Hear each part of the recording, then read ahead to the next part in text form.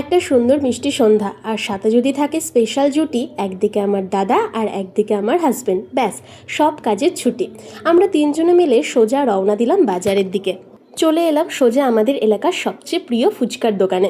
এই দেখো, ছোট ছোট গোল গোল মিনি ব্লক ফুচকা, দেখেই জিভে জল চলে আসছে তো।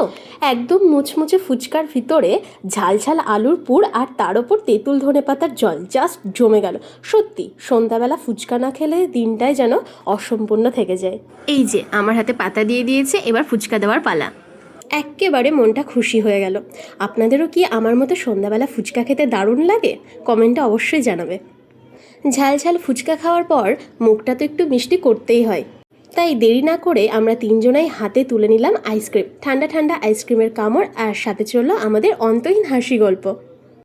তবে টুইস্টটা তখনও বাকি ছিল। বাড়ি ফেরার মুখে চোখে পড়ল গরম গরম ঘুগনি। পেট অলরেডি চিল করলেও মন তো আর মানে না, তাই শেষ পাতে একটুখানি ঘুগনি মুখে দিয়ে তৃপ্তির হাসি হেসে আমরা বাড়ির পথ ধরলাম। এইভাবেই খাওয়া দাওয়া আর ভালোবাসায় কাটলো আজকের আমাদের মিনি আউটিং। ব্লগটা ভালো লাগলে অবশ্যই পাশে থাকবেন। টাটা।